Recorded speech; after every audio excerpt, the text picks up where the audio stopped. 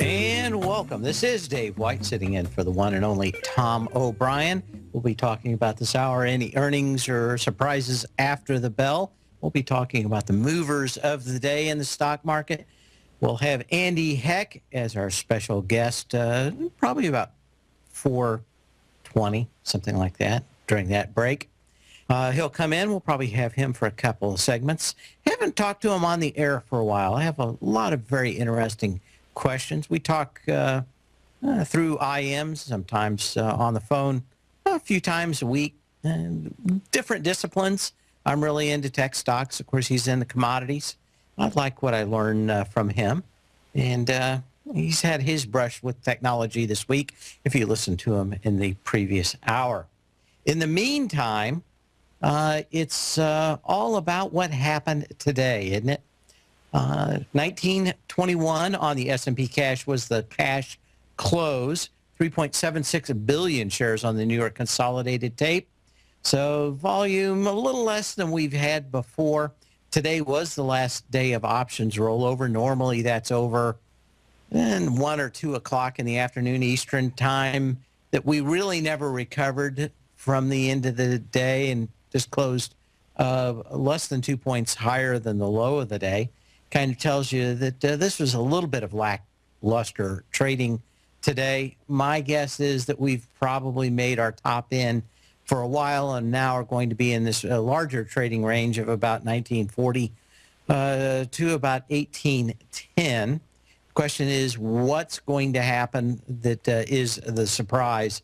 Just not a lot of interest to actually buy any breakouts, and we'll talk about Home Depot and the reaction it had to earnings. If you would have just read the earnings this morning and looked at the infotainment channels, the financial infotainment channels on cable, you probably would have surprised to have a much different result than you did for Home Depot today, and we'll be talking about that. And, of course, as I always like to do in my show, I'd like to start off with just a little bit of history because, of course, everything in the stock market is prices made by man, humans, and women too, I guess. But there's nothing really new under the sun. It's just all a little bit of history repeating. Then it's all just a little bit of history repeating. On this day in 1861, Abraham Lincoln and his entourage, I didn't know he was in that show. I like that show. Show up unexpectedly at the Willard Hotel in Washington, D.C., foiling a Baltimore plot against his life. They heard a mere 8 hours before it was going to happen, a rumor that he was going to be assassinated, and decided to go directly on to Washington, D.C., and not stop at Baltimore. And I guess a spidey sense or someone's was fired up. But most people don't know that there were multiple attempts on his life before the successful one after the end of the war. But as we say, there is nothing new under the sun. It is just history repeating over and over again. Probably the most interesting thing out here today for me, of course, was the movement of Home Depot. Let's bring that chart up real quick, HD. And come on. If I would have seen and expected the results to be anything like they were pre-market, I would have been looking for Home Depot to be somewhere around, probably around that 140 mark. Let's see if I can figure out what's going on here. Of course, everything is decided to lock up on me. See if we can do one more thing here and get around it quickly.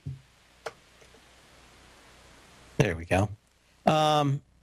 It had a nice bounce, but it kind of broke through its confluence level. Never really had a lot of volume. Had some more today, got up to 127.19. Did break the previous high, but could not hold it.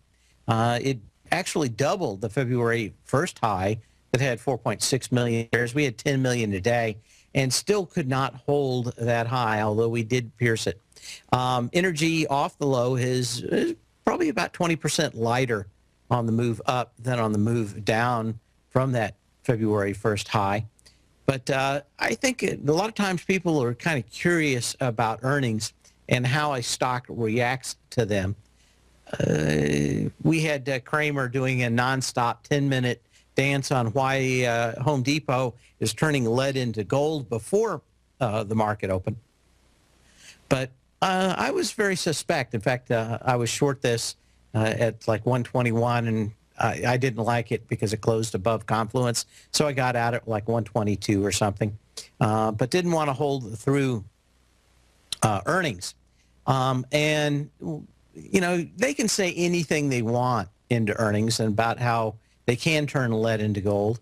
But when you see the reaction of a stock like this, no energy off the low, huge volume, can't hold the highs, what you have to start thinking about is maybe why the market reacted that way to the stock. As my dad used to say, figures don't lie, but liars can figure. Normally, when you see this kind of action and the slavish, almost sickening devotion of something like a CNBC host lathering on the praise of Home Depot and how it could only be the one true stock to rival them all, only to see it really not up very much when you would think that the way they were talking about it should have been up $15. There's got to be something a little bit deeper that's going on in this stock.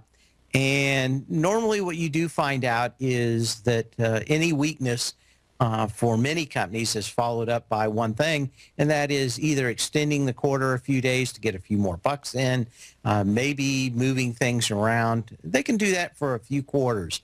But normally, if you dig deep enough into it, you will find out that the price action tells you a great deal more than maybe what the CNBC folks like Kramer will tell you to begin with. But I think that you couldn't see this thing with all the volume in the world, actually twice the volume of the previous high, get up to basically the gap that it had. This gap down started on, when was that? The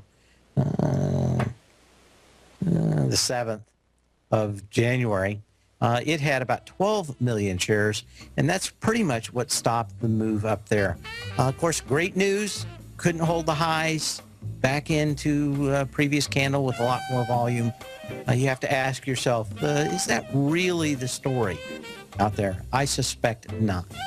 We'll be back in a minute, I think, in the next segment with Andy Heck.